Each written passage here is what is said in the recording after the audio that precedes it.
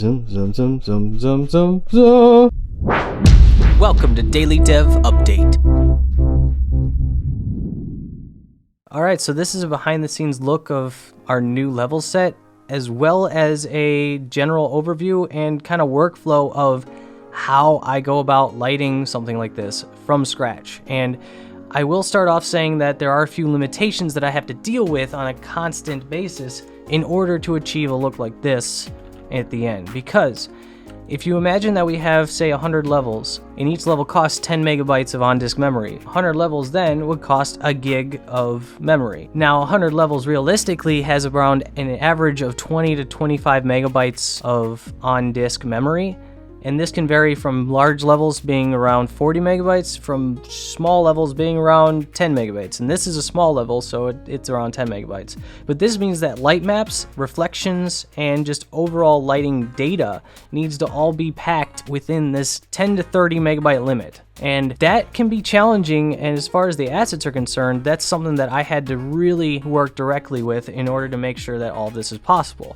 So first thing I'll show is that the light map density on something like this is really small. So every single pixel for this light map is about that big for this pillar, which means that there's no way I could ever do some sort of cool look with a spotlight making a shadow, especially like here. I can't shine a spotlight down on this and make a really cool shadow. That's just not going to happen because of the limitations. So that is a very unfortunate thing about our actual workflow and methods and everything, but I did find a way to get the overall best look even with these limitations. So that's what I'm going to show, and this level set itself has very simple colors. It's white, blue, and green. There's really no other in-between colors or anything like that. The color palette literally looks like this white, blue, and green, which makes everything a lot faster and it's a lot simpler. Now the lights themselves are a little bit custom. They're blueprints that are off of the main point light, and they have their own color palette that's based off of a data table. So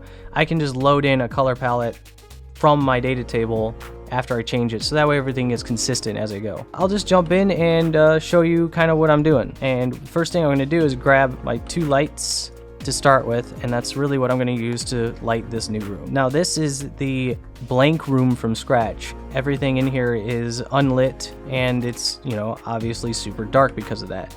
So I'm going to paste in my lights from my other level, and these two lights I'll just kind of go over them so I can show you. The light itself, the top light is a pretty large light. You can see the radius is pretty big, and the actual intensity is around 5. My world settings are set to indirect light bounces of 1 and environment color of black, because everything's indoors. Nothing environment color wise actually matters. The environment color really only comes from the outside, and it would bounce if this thing had like a roof that was exposed to a world. It would actually bounce in, but since none of that happens, it actually just causes bleed and weird artifacts if I make the environment color actually matter.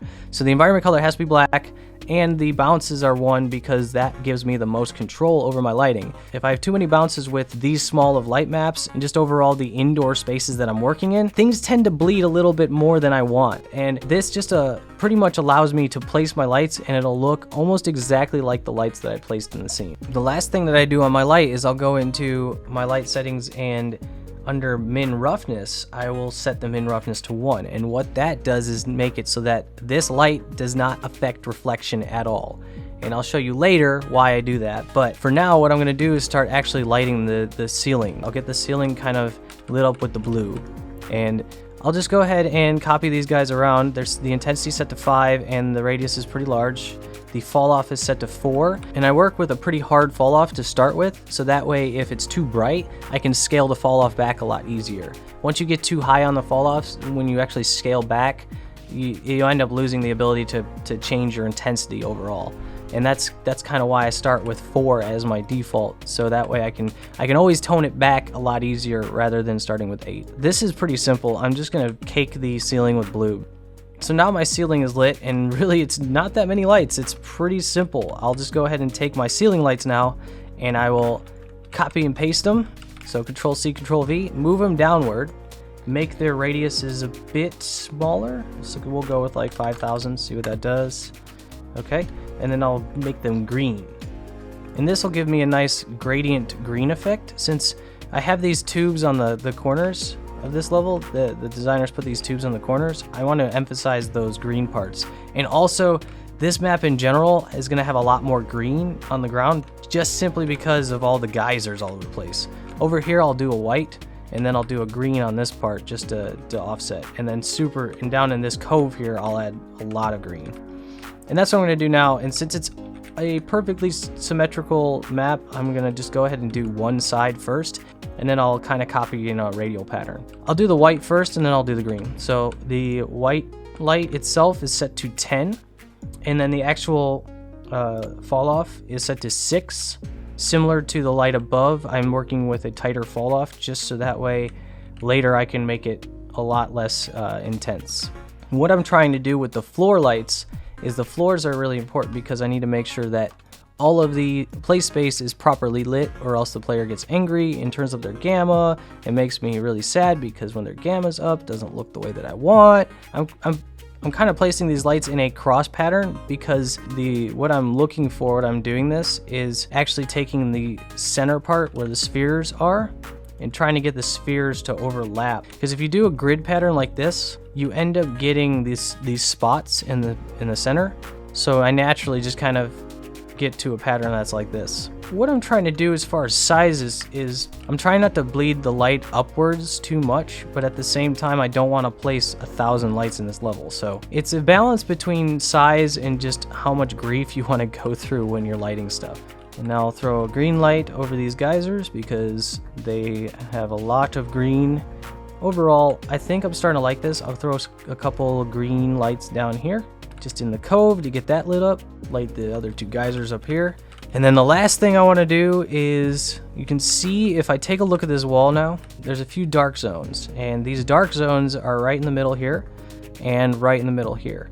So what I'm going to do now is just take my white lights, and I'll start with the bottom here and just kind of take my intensity and probably cut it into like about 6 instead of 10, and then I'll move it up and I'll start going across the layering here to get rid of that dark spot in the center. And you can see right away I can see the dark spots going away, which is good because when it's baked, a lot of the AO is going to make it look dark anyway. And now I have pretty much my segment that I'm going to be copying, and just like that I have all of my stuff mirrored just fine. And then the last thing I'm going to do is select everything again, group them, copy paste, and then rotate 90 degrees. And now my whole level is pre-lit, so everything is ready to roll for baking. And I will see how it bakes. I'll save it and I'll do a preview bake and we'll see what it looks like. Okay, so this is what it looks like baked, and honestly for a first run it's not too bad. It seems like everything kind of baked the way that I thought it would. The next thing I'm going to do is actually add the props to the level, which are just these little light props that have fog cones on them, which are really nice. This is something I'll probably go over more in depth in another video, but all of my pieces have a button on them called create lights that allow me to create my lights whenever I need them, which is pretty awesome. I'm super happy to have this thing because it saved me a lot of time. In the past, I had to go like this, drag my light out, and then I'd have to move it over to the spot I wanted, duplicate, and then rotate everything. But now I can just kind of click the button and all of my lights place in the right spot, which is super handy if you are lighting a lot of levels using a lot of the same assets and you want to just do the exact same thing over and over and over and over and over again. I'll turn on my fog cones so I can see what they look like. Okay, tone them down just a little bit. Now these lights are actually not going to do any emission really to the level's lighting itself. They're just there to make the actual room scale look a little bit more to scale, because when you have these lights in the scene, the player can really feel like they are the right size rather than the room just feeling huge or small or whatever. And then all of these walls are going to actually get light props as well, which once again I have the button that allows me to do that. Okay, so now I have all of my light props pretty much placed. I might add a few more, but this does a pretty good job just adding those lights across the rim of the level and then adding the few in the center just to add some cones. But I feel like with all these geysers going off, it's going to be pretty intense already, so we don't want to complicate the overdraws any more than we really have to. The final part is reflections, and really just hoping that I have all of my light intensities correct so that reflections actually work the way I want. The reason why I set the roughness to 1 on all of my lights was to be able to say none of these lights affect reflection. So if I threw a reflection probe in here right now, just a blank sphere probe, you can see the probe itself is pretty bright. That's because it has literally no light information in it. It's just taking the straight up unlit diffuse information, which would pretty much look gray and bright. Since that's all the information that it has to work with, that's really not going to give you a good reflection. In using that, I can make it so that the entire level is done with only one box reflection capture. So I'll show you how that goes. I will place the box reflection capture, and then I will go ahead and make it, let's say 15,000. So that way, all right, covers pretty much the entire level at this point. Everything looks awful and bright. Nothing too contrasty or poppy at the moment. But from here, I will take, say, one of my main lights here, one of my white lights. I will make its radius super small. What I'm doing here is I'm getting the radius of the light to be inside of the actual reflection probe. This is the reflection probe. I'll make it a little bigger. And it only finds lights that are within the radius. So the light itself will not affect the reflection if it's outside like this. It has to be touching the center of the reflection probe. And now I'm gonna go back to my min roughness. I'll set this back to default. You can see right away, I now have a different reflection in my scene. And if I move this around, you can see I can kind of play with it, try to get the overall look that I'm trying to strive for. Now this takes a little bit of toying around with, but pretty much what I figured out was if I make it in a square pattern to start with, so I take 4 of these, set the intensities down to around 1, because you don't want to go too high or else you'll start blowing things out. Then we can start really seeing some interesting results. And then if I duplicate them downward like this, I have this like lower reflection now. If I go up to this pipe, I have a lower reflection spot to work with.